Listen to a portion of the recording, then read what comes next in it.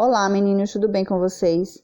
Nessa quinzena nós iremos trabalhar o verbo use to, que se encontra lá na página 159 do livro de vocês, né? Porém, tá a explicação em inglês. Então, eu irei explicar aqui para facilitar o entendimento de vocês, tá? O use to, ele é frequentemente utilizado para expressar hábitos que tínhamos no passado. Alguma coisa que eu fiz no passado e hoje não faço mais. Então, a tradução de use to era acostumado a. Eu era acostumada a fazer alguma coisa quando eu era jovem e hoje não faço mais, tá? Então, essa expressão. Ao compararmos com a nossa língua materna, use to equivale ao pretérito imperfeito do indicativo, ou pode ser traduzido também como acostumado a, certo? Acostumado a. Perceba o use to, ele é uma expressão de past, de passado, né? O use é usar, né? A tradução no pé da letra, lá na gramatical, no dicionário é usar. Ele tá com ED no final, ou seja, tá só com D porque já terminou em E, né? E a regra do passado fala que quando o verbo termina em E, acrescente só o D para formar o seu passado regular. Então, a gente sabe que a construção dele é past, é passado. Isso aí é importante saber. Até porque ele refere-se a algo que a gente fazia e não faz mais, era acostumado a fazer. Mesmo que no presente seja comum usar o simple present, falar de hábitos, aí são hábitos passados. Então, por isso que é usado aí o simple past, né? E nesse caso, o que vai ser empregado para falar de hábitos passados é esse verbo aí, o used to. O used to é utilizado no passado em frases afirmativas, negativas e interrogativas, né? Lá no livro de vocês tem exemplo de cada um. Dessa forma, ele segue as mesmas regras para os verbos no passado simples. Então, a gente tem que recordar. Vamos recordar o passado simples. A gente recorda aqui, na forma afirmativa do passado simples, é usado verbos regulares ou irregular. Nesse caso, use to é um verbo regular. Então, ele vai estar sendo usado lá, né? Antes do verbo principal, o use to. Use to, verbo principal. Pronto, complemento da frase, caso houver. Na negativa interrogativa, vai ter que usar o auxiliar do past. O auxiliar do past, né, do simple past, é o did, que na negativa vai ser did not, na interrogativa vai ser o did antes do sujeito. A gente vai ver aí detalhadamente. Utilizamos o use to para nos referirmos a hábitos no passado, né? Já havia falado sobre isso. Quanto ao sentido da estrutura, use to, ela nos remete a hábitos e costumes passados, levando em consideração tanto as ações quanto os estados. Pode dizer também que use to é uma estrutura mais corriqueira e informal no inglês. Para compreender melhor o uso, observe os exemplos. Olha o exemplo aí, tá? Nas três formações, afirmativa, negativa e interrogativa. Na afirmativa, então, a sequência é sujeito, o use to, né, que é o verbo para indicar hábitos passados. Logo após vem o verbo principal e o complemento da frase. He used to na forma afirmativa. He used to play guitar. Ele acostumava a tocar guitarra. Ele era acostumado a tocar guitarra, certo? Então, ele não toca mais. Ele tocava guitarra quando ele era mais jovem, né?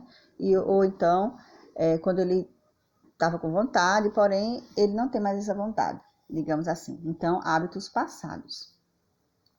Na forma negativa, percebam aí o uso do auxiliar did, que é a regra do simple past na forma negativa. Então, esse did vai ter que estar presente aí para ser o auxiliar negativo desse tempo verbal, que é o simple past.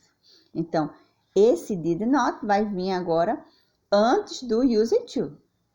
Porém, o use to agora não tem um D no final, né? Ele perdeu esse D, que era o que dava a ele formação de passado, porque agora, se o did ele auxilia, né, ele vai fazer a função de passado. Então, o D, que era a regra do passado, que foi usado somente na afirmativa, não será mais usado aí na negativa e muito menos na interrogativa. Por quê? Porque tem o auxiliar did, que já expressa passado. He didn't use to play guitar. Ele não era acostumado a tocar guitarra. Ele não costumava tocar guitarra. Interrogativa, o uso aí do did, essa regra de inglês sempre é a mesma, independente do verbo, sempre é essa construção. Auxiliar vem antes do subject pronoun. Então, did é o auxiliar do simple past Então, vai vir antes. Mesma coisa, o use perdeu o D. Did he use to play guitar? Né? Ele é acostumado a tocar guitarra? Né? É uma pergunta. Outros exemplos. People use to believe in ghosts. As pessoas costumavam acreditar em fantasmas. People did use to believe in the ghosts. As pessoas não costumavam acreditar em fantasmas. Did people use to believe in the ghosts? As pessoas costumavam acreditar em fantasmas. Então, perceba as construções, tanto na afirmativa, tanto na negativa, quanto na interrogativa, ok? Mais 2 exemplos para aí fixar melhor o assunto. Na forma afirmativa, I used to live in a big city. Eu era acostumada a morar em uma grande cidade. I didn't use to live in the big city. Eu não costumava morar em uma grande cidade. Did you see to live in the big city? Você costumava morar em uma grande cidade? Em uma cidade grande? Martha used to prefer read a book than playing. Marta costumava preferir ler um livro a brincar. Né? Martha didn't use to prefer read a book than playing. Marta não costumava preferir ler um livro a brincar. Did Martha use to prefer read a book than play? Marta costumava preferir ler um livro a brincar, né? É a pergunta aí. Então, que vocês tenham assimilado bem esse assunto use to, acostumado a, um assunto curto, simples e fácil, né? Apenas para indicar hábitos usados no passado, hábitos que era acostumado a fazer e hoje não faz mais. E tá aí as 3 formações dele. Qualquer dúvida, me procure no privado.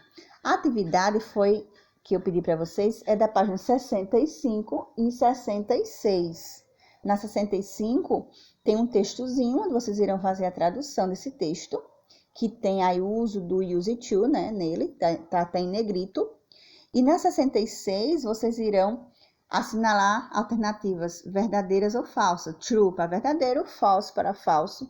Caso tenha alguma falsa, né, você vai aí fazer a correção da que está falsa, né? Colocar realmente qual seria a verdadeira de acordo com o livro de vocês, ok? Ou seja, de acordo com o texto da 65. Qualquer dúvida, pode entrar em contato comigo. Bye, bye, see you, bons estudos.